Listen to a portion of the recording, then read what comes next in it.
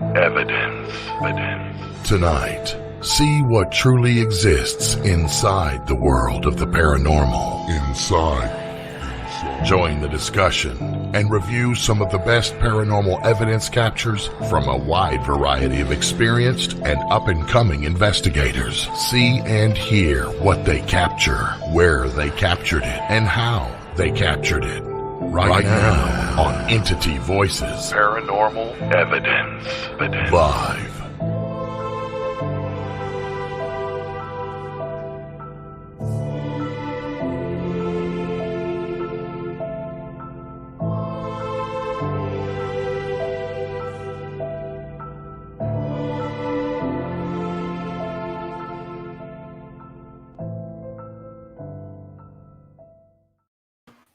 Good evening and welcome to Entity Voices Paranormal Evidence. I'm Tony Rathman. I am Cherie Rathman.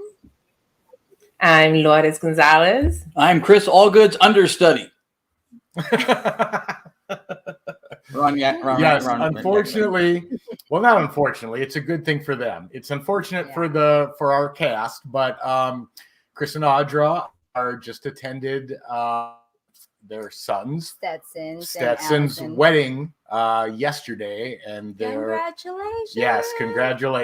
And they are obviously and respectfully tied up with that, so they will not be able to join us tonight. But Cherie was nice enough to work her butt off all weekend long to be able to join us tonight. It's so nice to be back. I miss you guys. So the first thank you I'm going to give is to my wife for joining us tonight.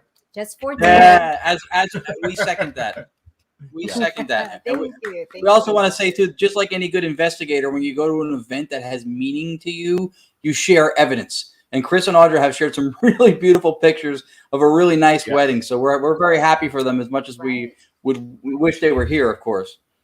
So do we. And the most, I think one of the biggest frustrations is they're right here in Phoenix. I know. And we got to see them for a few hours Thursday night. That was nice. That's cool. But knew they'd be tied up for good reason, so we understand that. Yes. But tonight, we have a great show for you. We have members of Paranormal Inc. And we had Ernie Atwell, but unfortunately his work schedule threw a monkey wrench in at the last minute, and we totally understand. But we still have David Siler. I think I said that right. Siler? I think I said that. David Siler. Yes, that's correct. He's shaking his head. No, let's bring David. Let's bring him in to correct it. She got it. Hello, Dave. Hey guys, how you doing? It is Hi, Siler German. How you doing? Dave, that's how you know that we care about you, because every one of us had our name butchered at one point when we first came on the show. I've been called everything from Sillier to Silver to just don't call me late for dinner. If I don't butcher your last name, it's like just not right. That's what I do. It's not your last name. You butchered Ron last time. What, Yavakati? What? That was close. Yavakati's the best. That was the best. Well, you know what, David? Thanks for being here with us. We're super excited to have you and Ernie also. Unfortunately, we know he couldn't make it. Where did he go? But yeah, I know. But for people who don't know, I got to show Ernie some love. He's a police officer down near DC. He's a supervisor and a field training officer. He got called in last minute. Okay. Yeah, for people who don't know him, we've gotten to investigate with him before a little bit. We've seen him at a bunch of events. And if you walk away from meeting Ernie Atwell and you don't have a new friend, you need to look at yourself, because he's really a good guy. He looks out for other people. He cares about other people. Obviously, he's in the right line of work if he's going to do that and be that way. And he's a great investigator. So we do miss that he's not with us tonight, but we are very grateful that you could be here with us. Well, thank you. Yeah, we do greatly appreciate that. We know that some great evidence was submitted, and we're looking forward to going through that. But Dave, why don't you, for our audience, give a little background about how you got involved in the paranormal and kind of how it led you up to where you're at today. Would be my pleasure. First of all, I was born the day before Halloween, about 6 minutes before Halloween. I always love creepy, spooky, scary. I've grown up with it. I'll be turning 54 in just a few weeks. I was that guy that would go into that haunted whatever or the old hospital whatever, just to go into it for fun. About 7 years ago or so, I took a trip with my now ex-wife to New Orleans. And we went into a place for dinner that was supposedly a haunted whatever. Started taking pictures, and I came up with this amazing shot of a mirror hanging on the wall. It's an ornate mirror that looks like a sun. It looks like a guy with a shawl hanging out looking like this in the mirror. But I took an actual entire shot, a scenic view of it. And you can see our friends who are way down at the other end all the way through. There's nothing in this room that could have made that. Wow. So as I'm reviewing it at the table, now at this point, I'm not a paranormal investigator. The waiter comes over, looks at me and goes, "Did you just take that upstairs?" I'm like, "Yeah." He goes like scurrying off. And this guy in this nice Armani suit comes walking up. "You have a picture?" Show it to him. He goes, "Can you email that to me? I'm the owner." "Sure." "Can you come with me?" I'm like, "Oh God, what did I do?" He takes me into a back room, full walls everywhere of pictures all over this place in glass of this guy. Excuse me. And basically that room is reserved for people who will send him a picture. So apparently this guy is the former owner who was a gambler, a womanizer, and part of the occult. He put his house up for a bet in some kind of poker game and lost. Ooh. So he came to move his stuff out and decided to eat a bullet. So they actually have 2 wine glasses out and a table with bread each night because there were so many things going on. They were trying to appease the spirits. Oh, that's really cool. Well, the next morning I'm laying in bed and it's probably about 8:00 in the morning. We have these blackout blinds and I'm like dead asleep. And all of a sudden the curtains open and lights in and I can't sleep in light. And I said to my now ex-wife, "Why did you open the curtains?" And she goes, "I didn't." What? So I went down to the concierge and they said that the room I'm in is absolutely haunted. So so I come back to my friend Ernie Atwell at my karate dojo the next day. Like, "Dude, you got to see this picture. You got to hear what happened. And I'm going to blow your mind." And he looks at me and goes, "Dude, I'm going to blow your mind." I'm like, "Okay." "I'm with prom." I'm like, "You want to take me to prom?" He goes, "No, I'm with Paranormal Researchers of Maryland." I'm like, "What?" "We're a paranormal research team." I went, "What?" So I came up, giggity. All right. So they brought me in, learned a lot with them. And then shortly thereafter, Ernie kind of says to the team, "I'm going to do a solo project. I want to go out on my own and kind of do my own thing." And I said, "Well, if you're going to do a solo project, I'm coming with you." So it's the only 2-man solo project. So this is our solo project right here. Cool. That's awesome. That's awesome. Cool. What a great story. It was always meant to be. Ernie and I, believe it or not, I used to be a police officer as well. And we actually worked in several places at the same time off duty as each other, just missing each other for 20 plus years. Wow. And we've like just missing each other. And we finally ran into each other at our karate dojo. It was meant to be. That's all it was. That's awesome. Yeah. That is awesome. Yeah, that's very cool. So I'm assuming like Cherie and I, once that paranormal bug hit, it's impossible to put down and you just keep chasing it. Same thing for you. I'm sure. I still get goosebumps. You know, some of the videos you're going to see, you'll understand. But when I get evidence, when I see it, I light up. Amy Allen has told me that I have, and she said it was a blue aura. Don't know anything about that kind of stuff, but she says it attracts spirits because I'm a positive energy or something like that. Groovy. I like doing it. It's fun. So I consider myself a paranormal investigator. Ernie's actually a paranormal researcher. He likes doing the research part of it. I like all the, not only from old school, but new school stuff to try to capture something, to try to prove it, to try to show me, to make something happen. Right. Right. You know, and that's the great thing about different paranormal investigators. Everybody sort of has what their specialty, what they like, their certain forte of what they like to do. I know for us, it's to capture good evidence, but you know, we're more on the EVP side, but there's not a better feeling than when you do get a great capture. It just sends chills throughout your entire body, and it's just something you keep going after to get again. And it's great stuff, no doubt about it. Yeah, the process does not lend itself to getting played out, because every time you do something, if your surroundings are secured, you know what your situation is, you know the positives and the false positive possibilities, and then you get something that you really can't explain. It never we always say it doesn't get old. It does not. Yeah. No, never. No, it doesn't. We actually had an investigation one time at the Haldeman Mansion in Bainbridge, Pennsylvania, and we do a seminar as well, kind of teaching people how to really understand the paranormal and how to get into it. And this guy walks up to me right before we go on investigation. He's in my group, and he goes, "I know this is total crap." He goes, "I know your equipment's rigged.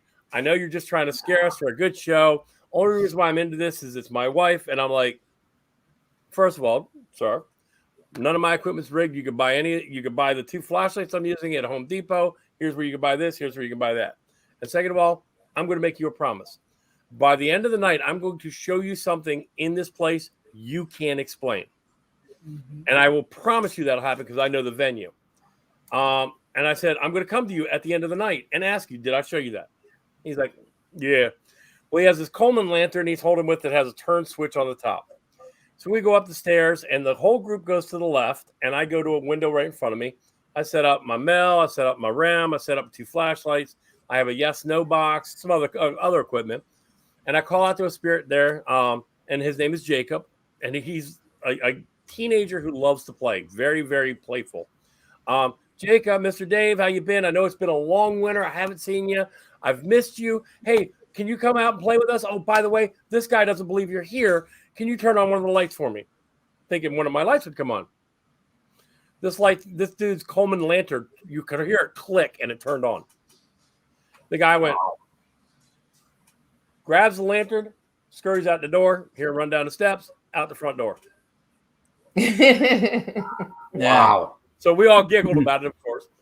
I spent about 20 minutes with the group in a couple of the rooms up there, and I said, okay, let's take a break. I got to make sure he's okay. So I go downstairs. He's out by his truck. You okay? He's like, oh, yeah. I'm like, okay, I'm going to ask you now. Have I fulfilled my promise to you? He's like, oh, absolutely. I said, would you like to come back in and join us? He goes, nah, I'm good. Nah. I'm like, well, why not? He goes, because that place is haunted. I was no more good. I was just on the ground laughing at that point. I turned him into a believer. Yeah, it's always fun to have somebody who's... Oh, I love Haldeman. That's cool. Yeah, Haldeman is awesome. We got stuff there with the Jacob, the child. We've gotten stuff that was vocal response that we believe was from him when we were there. Also, we got Laura's name on it. Laura Cole. Yeah, Laura when she was there. When she was there, yeah. Yeah, and she's a good friend. And Anthony Seminelli, who's watching from Seekers Club, had asked something about, because there was an incident with a gun being shot out the window or something that happened, and he asked something, and we got like the name of the gun and the caliber or something like that. It said it all like in the response. It was crazy. Oh no, yeah, it was a 22 Remington. I'm very familiar. I know all the history of Haldeman, but Jacob used to shoot it out and shoot birds, including eagles. So that's right. That was it. That's right. We got the type of gun in a response when Anthony asked something there. Mm-hmm. That's amazing. So just to kind of give extra validation to something that's already incredible evidence, we got similar. Love it. Haldeman is awesome. Yeah, Haldeman's a good place. We did with people. We were in the summer kitchen in the back, and it was before I guess the stink bug problem was rectified, and they were thousands of them. In every windowsill and everywhere, and she asked a question, and the REM pod went off, and we got all excited. It's a little bug crawling up the antenna. And went, It's a stink bug. If you ever go back there, take a REM pod or a Mel meter and put it on the steps going up to the upper. Just put it there, take about 4 steps back, and go like that. Guaranteed, within 60 seconds, it will go off. Whatever the entity in there hates things on that step. Yeah, we've gotten that too there. Yeah, it's a great place. We love that place. Oh, it's amazing. Very cool. We were there with Mike King from the show Ghosts of Shepherdstown. He's a friend of ours, and he comes to a lot of our events. But I was in the actual mansion on the second floor. Ernie, Mike, and a group were up in the summer kitchen on the second floor, and there was a young lady there who was a medium, and she actually keyed on to something that happened there that we've already had multiple validations of, that a young lady was killed up there by two men, thrown out the back window and basically gutted. Well, she looks out the window and she says, and pointing out the window, there's two men out in the boom, she's down. So Mike, Ernie calls me over because I'm an EMT as well. I go running over there, see what's going on, find out that there's two men. So Mike comes out one way, I come out the other way. We get to the back of the building. We're looking out in this field thinking she saw two people out there. You can see these two dark mists just doing this. Wow. And Mike and I looked at each other, and Mike's like, "Do you see that?" And I'm like, "No, I don't see that. Do you see that?" And he's like, "Nope." We walked right back around. Wow. So That's amazing. All right. Well, I am going to break into some of the evidence clips that you guys sent over. So before I play this one, I'll tell you what the title is. This one's titled Demon House. So before I play this clip, do you want to give a little background on what the audience is about to see? absolutely. So we got a call from a guy up in Pennsylvania, York, Pennsylvania, that it's personal residence, that he kept having these demon-like things happen. He had holy water that turned black. He had satanic marks on his wall. He had 3 scratches across a glass mirror. He had a locked bedroom door that popped in, and you could see footprints going up through a vent on his wall. Whole bunch of weird things. And at first, we thought this guy was kind of... But after reviewing everything, I called him, all the evidence he sent me, and Ernie and I really took this seriously. We actually started investigating like a police case rather than a paranormal case, thinking something else is going on here.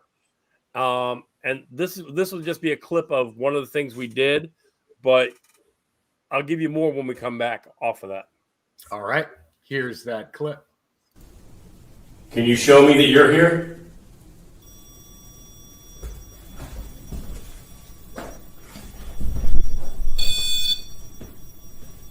Yes, dude. That's what it was doing when I was in the field at Gettysburg. Is that mine? No, that's mine. My Mel.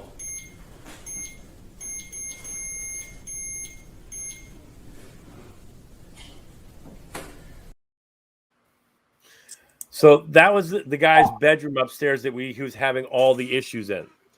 So later on in that, we actually got a person's name that came through our spirit box that was running. And when the name came through, the owner kind of went and ran out of the room. And he actually, if you saw in that clip, there's a camera in the hallway looking down it. He knocked it over running downstairs. We had no clue what was going on. He comes back up about maybe 2 minutes later and shows the house deed where he bought it. And this other guy's name was who he bought it from that died in the house. Wow. And so we started asking out loud, okay, is this you? Yes. Why are you trying to scare him? Not me. Who is? Roommate. Turned out the roommate was a supposed witch who had been cursed by somebody else.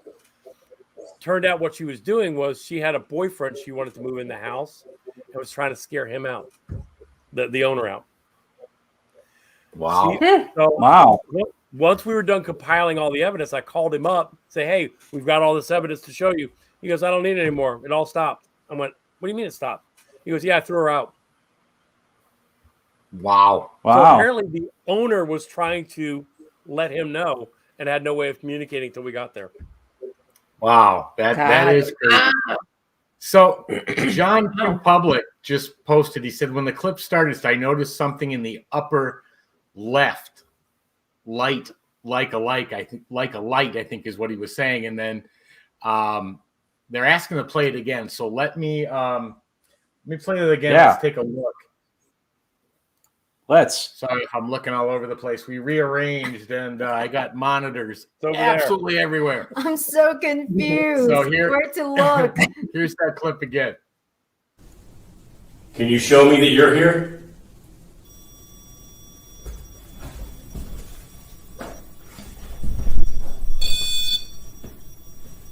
Yes, that's what it was doing when I was in the field at Gettysburg.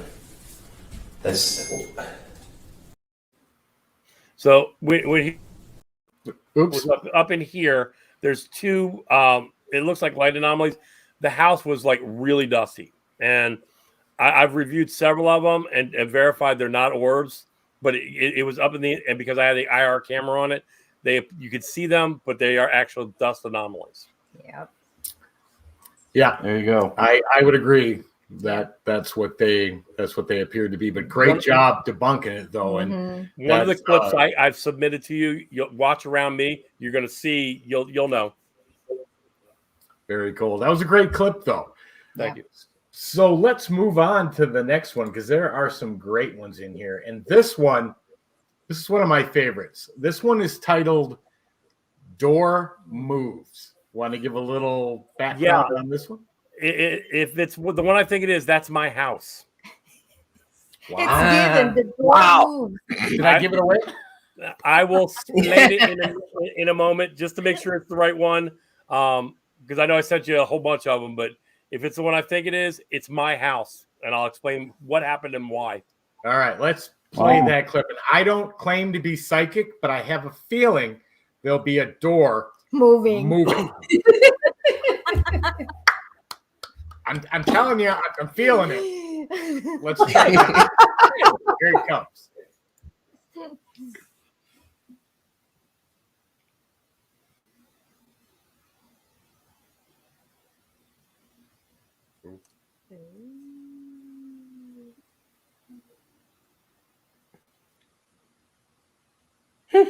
It moved. That's awesome. So that's my house. Wow. Okay, that's my kitchen. That's right. Literally, the door that I'm referring to is like literally right above me. So last year I was going through a very, very, very nasty divorce. I was very stressed. A lot of energy coming out of me, and I would walk into my kitchen constantly, and doors are open. It got so bad. Ernie actually set a camera up on my table, went into the kitchen, looked around, turned around, came and hit start on a video, came downstairs. We're here at this table, and all of a sudden it sounded like somebody kicking my front door down. I went running up, and all the cabinet doors were open. Wow. Josh Hurd from Malvern was actually our guest on our show. And so I'm like, Ernie, doors are open again. You hear me on, it's actually posted on our YouTube channel, paranormalinc.net, right above me. You can hit our YouTube. You can see the video. But Ernie went to actually check the video. From the time he turned around after he checked them to hit start, they had all opened behind him. We never did find what sounded like it crashed in my house. So they all opened? They all just open up. They just randomly open. So when he turned around, they were closed, went to hit record and came downstairs to this table. They were already open. They were open as soon as he hit record. Wow. So he finally talked me into setting up cameras. I set that camera at my kitchen, and I had another camera pointing at that camera near my couch because I sit on my couch. So when you look on the DVR, you see me at one point, I get up to go back to the bathroom, which is way down a hallway down to the right. And while I'm back here for maybe 10, 15 minutes doing my thing, it opened up. I came out and I kind of freaked. You see me on the DVR freaking out like I got it on camera. I was so excited. Ted Van Son from WLFE DB Radio, who's our sponsor, actually came over to my house from New York to try to debunk it and could not, which was great. And they actually started picking up on knocks in my kitchen while they were standing there. Wow. So Dave, I Very have a cool. question.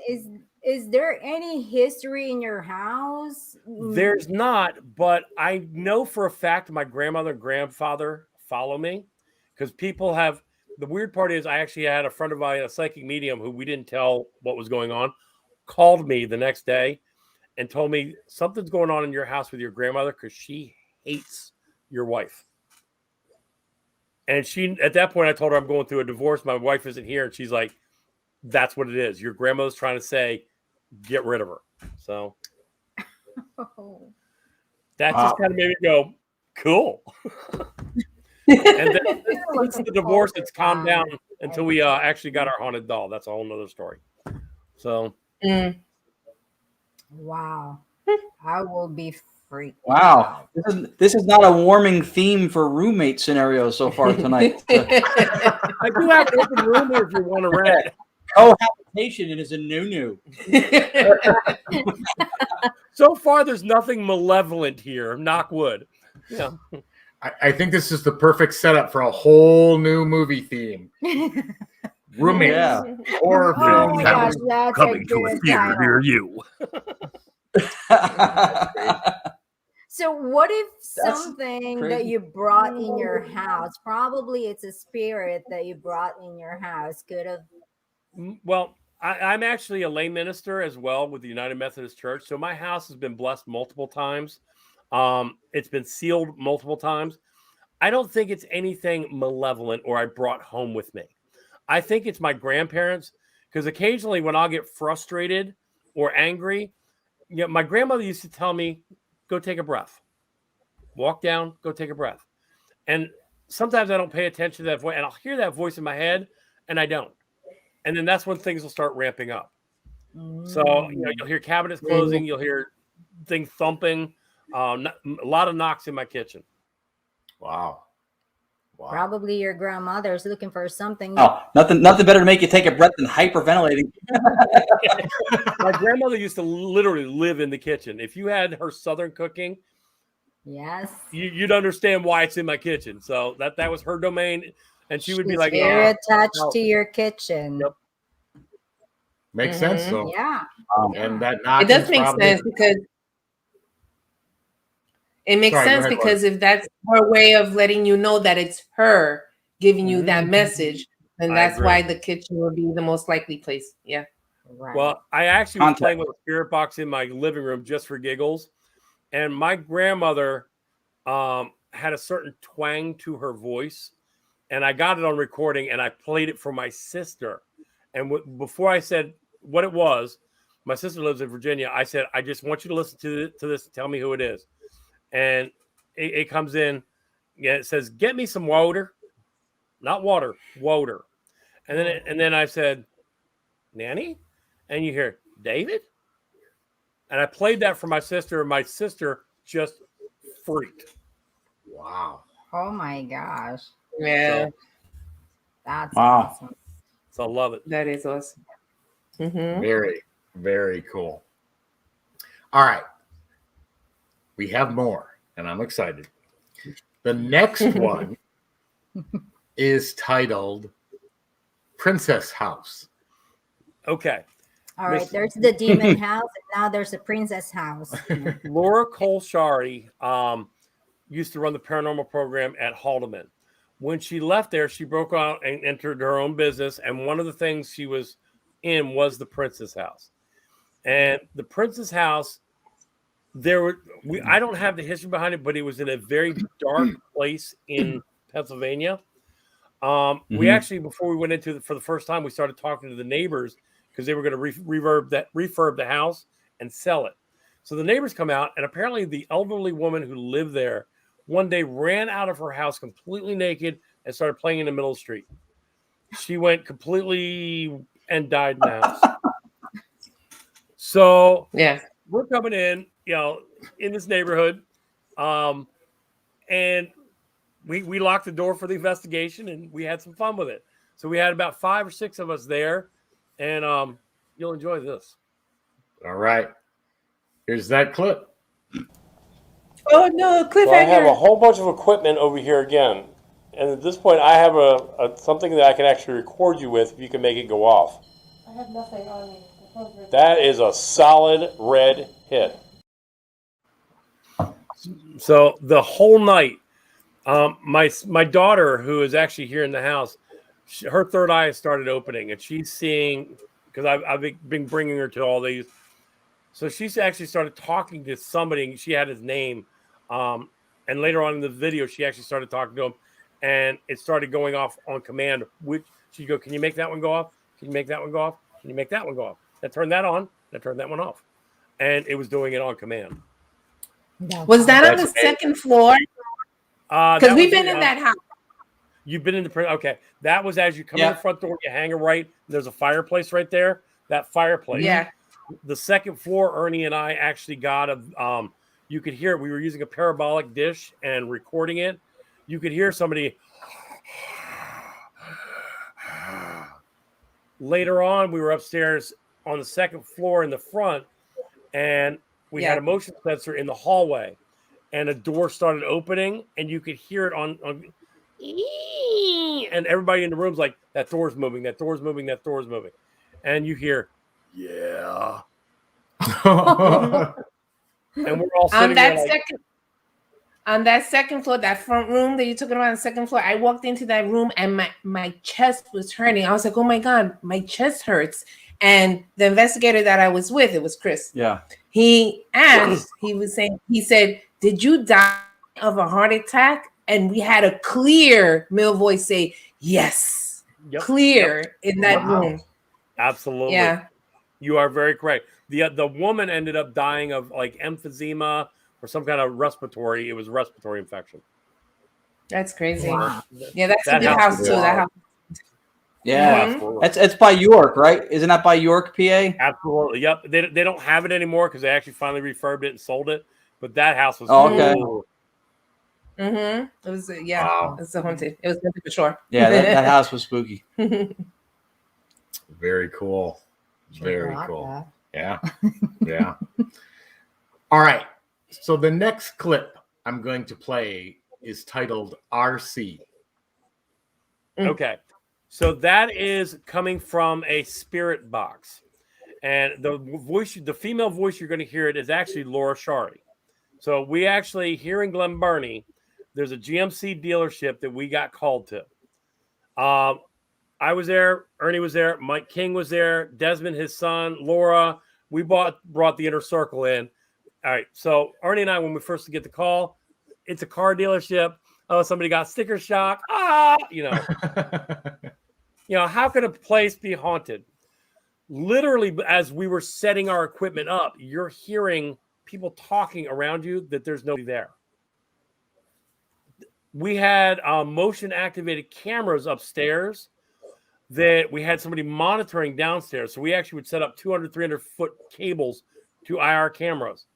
And you'd hear who's at base going, who's up on the second floor? And all of us are on the first floor. And, you know, radio back, no one. Why? I got motion up on the second floor in the parts bay. So we'd all scramble to there. And you could look way down in the back. You could see somebody just walking back and forth. So we did a spirit box session there. And this is what you get. All right. Here's that clip. Okay, I know there's somebody up here with us right now. Can you please tell us your name?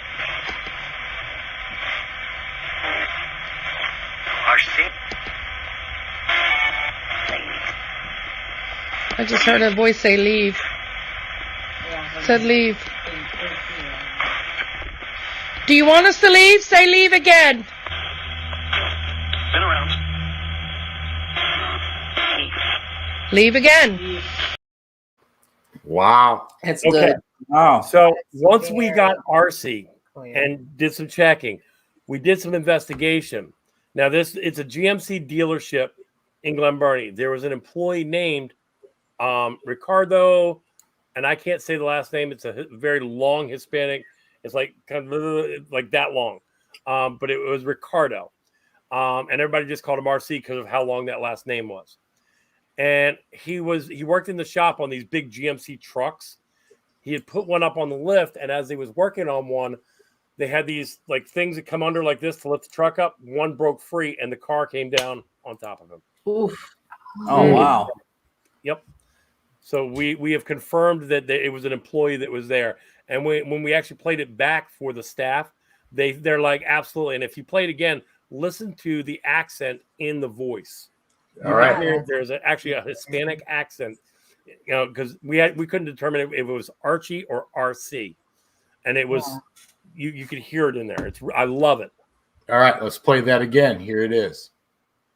Okay, I know there's somebody up here with us right now. Can you please tell us your name?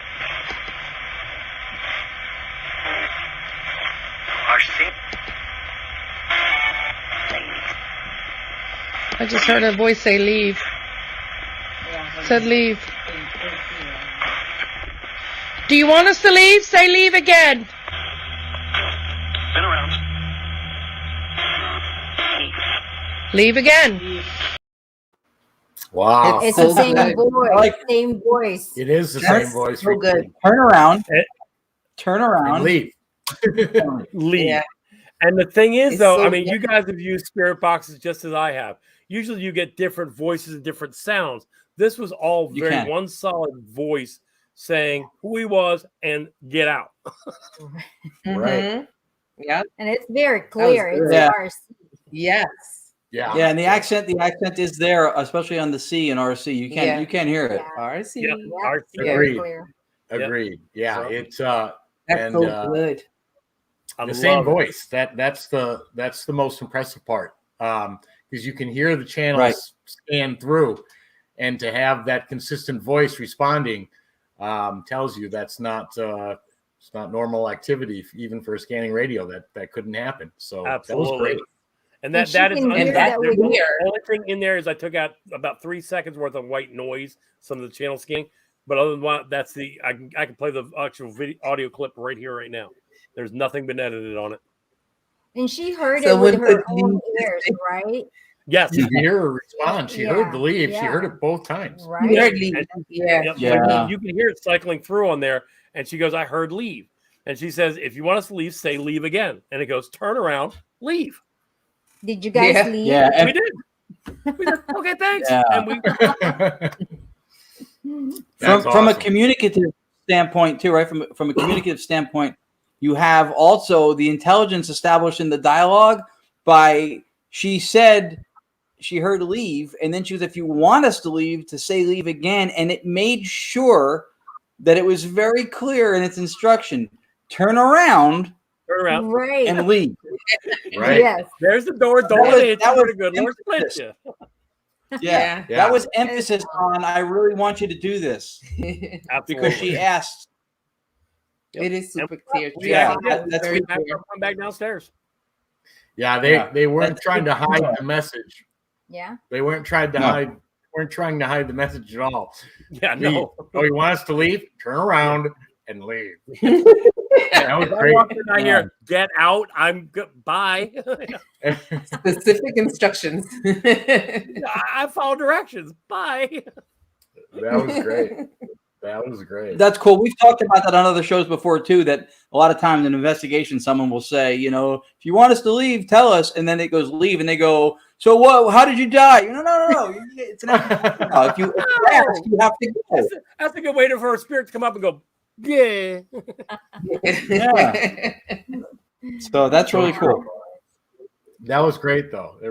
Just, timing, relevance, and everything in between. Right on the down money. to the point of not even which way to leave. They gave a direction. They gave it all. And to Bobby Burgess, yes. We actually caught the EVP upstairs in the parts department, but he did work in the service area. Correct. Wow. Yeah, that's cool. Right. Very cool. That's very clear. Yeah. Okay. And it was his next was, where was the dealership? It was the GMC dealership on Crane Highway in Glen And we're going there. Yeah.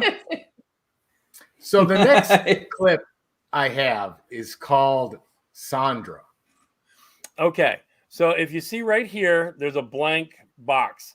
We actually got a haunted doll. Okay.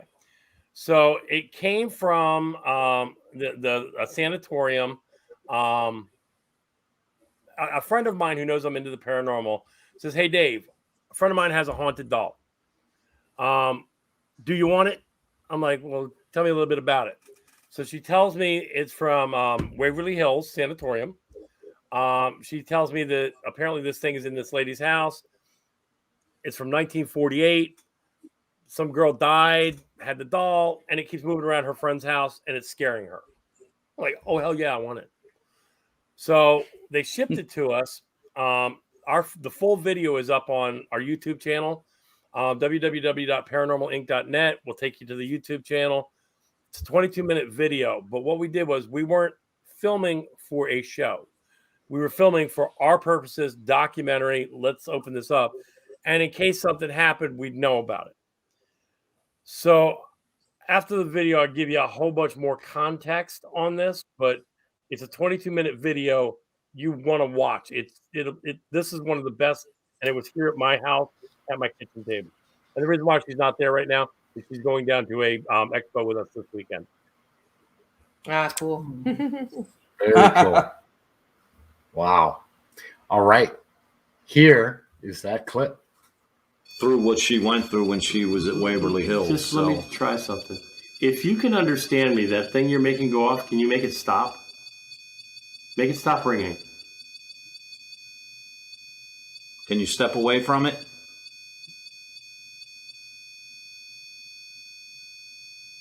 It looked like it's trying. Step away, please. Yeah, back up just a little bit. We're not here to hurt you. And we've accepted responsibility. Oh, my God. We appreciate you communicating. We do.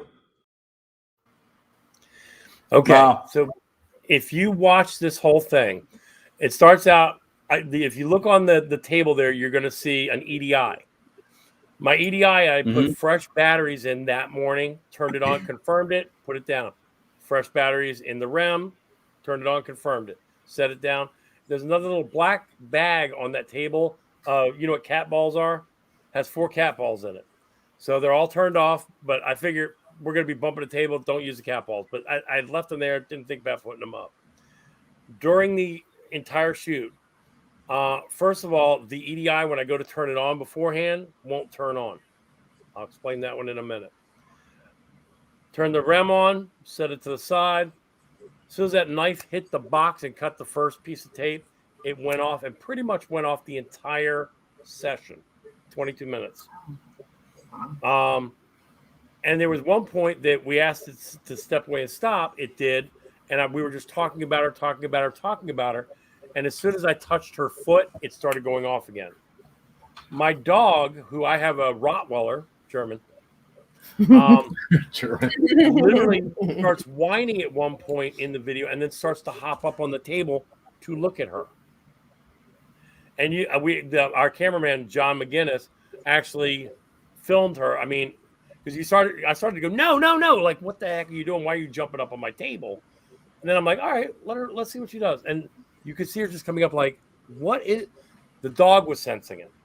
Mm-hmm. So in the video, you hear not only a kid giggling and laughing several times, you hear something go at us, growled at us. Apparently, the story behind this is her father had a respiratory disorder and was entered in 1948 into Waverly Hills Sanatorium. She had no family to go with, so she had to go in with him. She very quickly thereafter contracted a respiratory disorder. I think it's tuberculosis. And either had or was given this doll. I'm not sure which. I don't know that part of it. But if you look at the doll and in the video, there's absolutely blood. Looks like somebody coughed and there's blood up the doll. Mm-hmm. Wow. So, and when we finally told her and we put her in the case there, right before we put her in the case, you hear her sigh like, and it was only John, Ernie, and myself, my dog, and my cat who's down here bugging me like, what are you doing down here by yourself? Wow. Yep. So the audience is asking Dave for what your YouTube channel is so they can go take a look at this stuff. If you go to www.paranormalinc.net, that's paranormalinc.net, and you click the enter here, there's 3 links at the top. One is our Facebook page, for Paranormal Inc. One is our podcast, and one is our YouTube, and all our videos are up there. We just completed episode 50 or 51, so we got a lot of episodes up there. Awesome. See how he Vanna Whited the letters on the name. He has the movement down pat. And incidentally, for people watching, since we didn't get to have him on tonight, at the table, that was Ernie with you at the table. Right. Correct. That's Ernie right there. Yeah. And that one. I love your face in the video. Yeah. Your face in the video. Yeah, it's like, huh? I'm that guy that tells you if you hear something, see something, say something, don't run. That's our number one rule. Our number two rule is unless your name is Dave, then get the hell out of my way.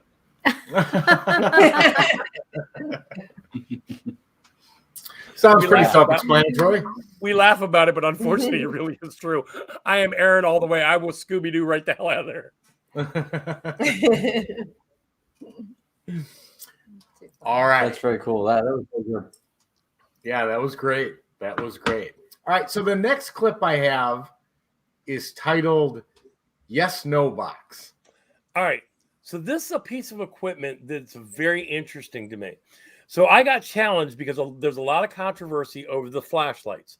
That's my cat. Stop that. Sorry for the video. That's nothing paranormal. That's a cat. So the flashlights have a contention because when you go to turn them on, they can work on hot and cold, but what happens is heat expands, cold contracts. But what happens is when the cold is contracting, it makes the contact, which heats it up and goes. So there's a contention on that.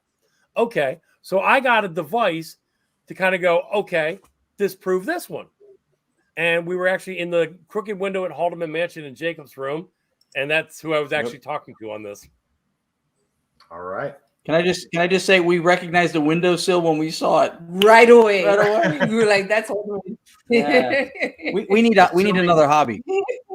Yeah, no. We're recognizing windowsill. That's seriously, like right away. It was like, "That's Holden." That's sad. That's very sad. And the funny part is, if you look, it's crooked. I love it.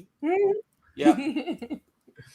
Well, it's very cool that you can recognize the windowsill, though. That's, it's always great to see evidence caught at places that you've experienced. Absolutely. Absolutely. Yeah. That's twice the fun of it, is to be able to see, somebody got something similar to you or different from you or a new voice. So compare notes. Yeah.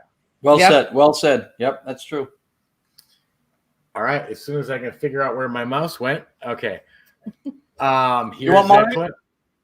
Mine. Can you play the SB? No, the SB lender. The SB lender. Yes, that was hilarious. I was hoping you'd have it on the show tonight, but okay. Well, here's it's in the kitchen. I did a smoothie. I said it's in the kitchen. I did a smoothie with it. All right, here is the yes no box clip. I move quick. That was awesome. Laura, did you just see the yes light come on over here? I would turn the flash. Thank you. Oh, you are awesomeness. That is dust that's going through that's going downward. That place is full of dust.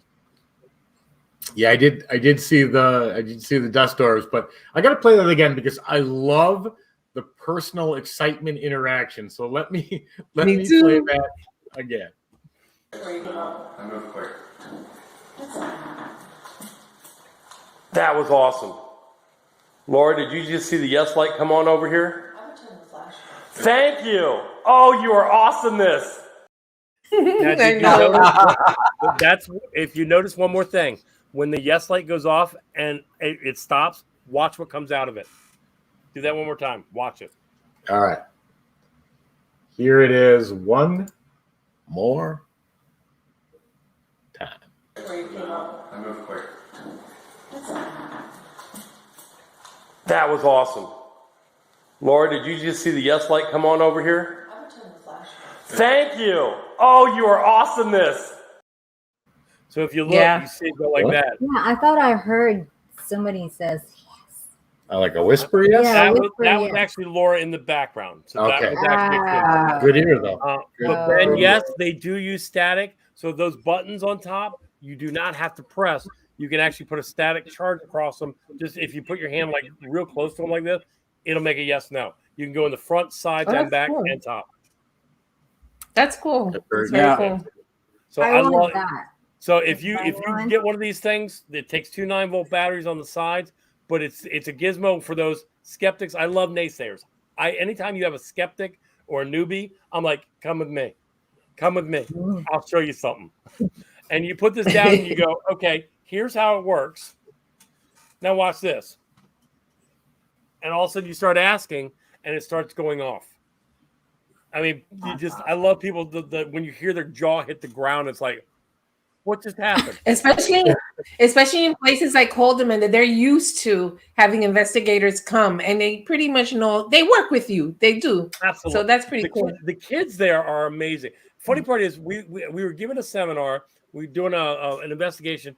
And at that point, the 3rd floor was actually open. And I don't know, have you ever been in the actual attic? Yep. Okay. Yeah. So what happened was we threw a whole bunch of equipment down. I'm there with about 6 people. And I said to them, look, remember, these people here every weekend. How'd you die? What'd you do? Can you tell me something? Can you poke me? Can you pull me? Go completely off the rail and ask them something weird, and you'll probably get a reaction. Yeah. This woman looked at me and goes, is Dave full of shit? All the equipment went bananas. Mm-hmm. I think they was laying there just laughing. I'm like, you go, girl. That was awesome. I love you joke around with them. Yep, you joke around with them and stuff like they love that. They love that. You get responsive with your spirits. Yes, treat them like they're right there with you. Talk to them. Say, hey, I don't know your name. Give me your name. I'd love to communicate with you. And if you give them that and feed them that energy, they're going to reciprocate.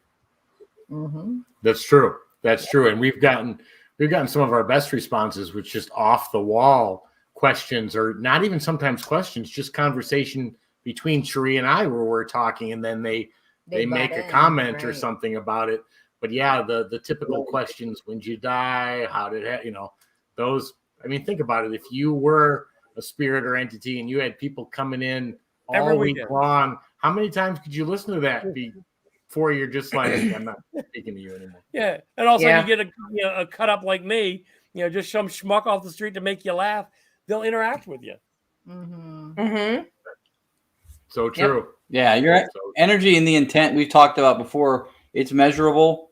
It's definitely part of the chemistry. And even if you're connecting with consciousness, you're still looking for a co-resonance where, like you would with people, where you kind of vibe, where there's something like, all right, this person's got my attention. I'm interested in interacting or talking or whatever it is.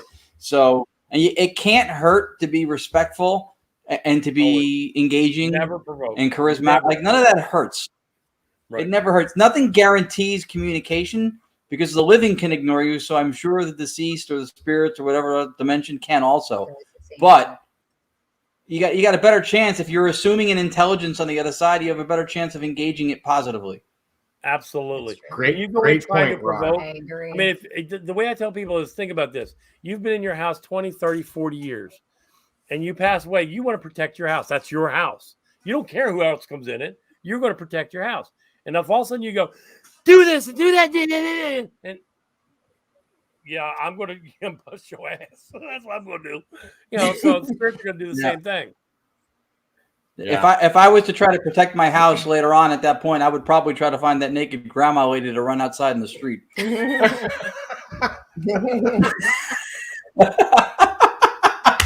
Hold it in. There may be things you don't want to see. Sorry, Dave. Oh, dude, you got me. Right? You got me good. Sorry, Dave. But that's what though. That's you have such strong positive energy. Like you have such a likable personality, such an enthusiasm and passion for this stuff. That speaks to every level of the experience, from the people who are there for an event that don't know you, for the people who know you, for the things you're trying to interact with. Like that's across the boards. Don't ever change that. And when you teach people about equipment and other stuff, include that. Absolutely. That, because that's a behavioral model. I think that's crucial. Thank you. Yeah, that's an excellent point. And it's that that behavior too that gets them to respond. But I just want to make a statement. We're at about 6:55 right now. If you are listening on KGRA, the show will probably go a few minutes over the hour. If you want to switch over, because KGRA will be moving on to their next show. But if you want to continue listening and watching, move over to either the YouTube or the Facebook channels, and we'll continue. But just wanted to say that for anyone listening on KGRA. So thank you. All right. So I have another clip. Okay. And this one is titled Orb. This one it's self-explanatory. I'll let you run this one, then we'll go where it is and what it's doing. Okay. This one's good. Here. Yeah. Here is that clip. Why are you still here?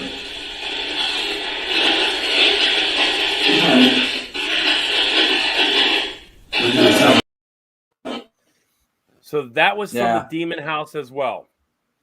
So that one, and a lot of people make a mistake of taking a picture and seeing little particles and go, oh, look at all those orbs. Those are not orbs. I have a beautiful picture. I wish I should have sent it to you from Haldeman, as a matter of fact, that actually has a bug in the top, whole bunch of dust over here, and this big golden thing going across, and you can see it with your own eyes. When you blow it up, you can see the energy rings coming off of it. You can see circles in the middle of it, and it's glowing gold, like gold. And so one of the things about orbs that you got to take note of is they have a flight path. They don't just go straight. They don't just go down. They'll start moving around on you, going like this. At that point, you know it's an orb. And that was real close to where we got the previous owner's name. And it changes shape. There's a point when it goes this way, it changes shape. And when it goes back, it changes shape again. Yeah, That's and if interesting. You look, it goes like almost see-through and then condenses where it's more energy. Yeah, that's cool. I like a good one. The audience is asking for that to be played again. So let me play that one again. Here it comes. Why are you still here?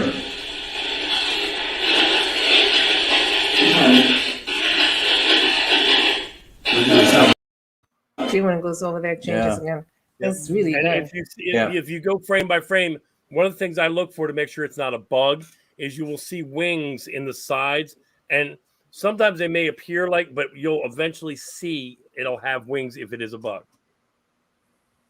So, and it won't stay circular either. And I like that you take. Yeah, I like that you take an analytical approach to the orb thing, because I think oftentimes it becomes almost like a fad to, it's orbs, dude. Forget them. It's just, you know what I mean? Because, an energy ball that is self-illuminating, if it does certain things characteristically that are not of a bug or of dust or something, it's worth looking into, because we don't know that spirit energy is not in the shape of an orb. We don't know that it can't be or that it is for sure. So you got to really look at it and look at all aspects of it. So that's a great approach to take to it, to look at the different characteristics at different junctures of its appearance. And then what she said, what I thought was a great observation, was that it changed shapes at least twice, I think, throughout that little flight goes pattern. That way, and then it goes that way. Here's some fun. Let's blow your mind a little bit. This is part of our seminar. All right. So because I'm a lay minister with the United Methodist Church, but I'm also a senior network engineer. I lost count around 500 certifications. So I'm considered top field in what I do. I'm also a former police officer and trained in the art of investigation. So we're going to do two sides. We're going to do the philosophical side. Kat, get away from my camera. All right. And we're also going to do the scientific side. So let's start with the philosophical side. In the Bible, for those who believe in the Bible, Jesus died, Jesus rose, and Jesus also brought people back from the dead. Okay. So with that here, on the analytical side, or on the scientific side, the body produces energy. Can you destroy energy? No. Can you augment energy? Yes. Back to the philosophical side. The Bible talks about heaven, hell, and in the Catholic version, it talks about another place called purgatory. Where is purgatory? We know where heaven is. We know where hell is. Where is purgatory? On this side, if the body dies, The energy must go somewhere. It must augment or change or be diversified into something. Where does it go? We don't know. If there's truly a soul that's part of an energy, where does energy go? How does it leave the body? So with those two together, knowing if there's a higher entity that can control both sides of that, then you would know how it puts together. That's a great point. And to Ron's point about, the word orb has just sort of a negative connotation to it, just because it just does, because of the fact that a lot of things that have been shown probably aren't.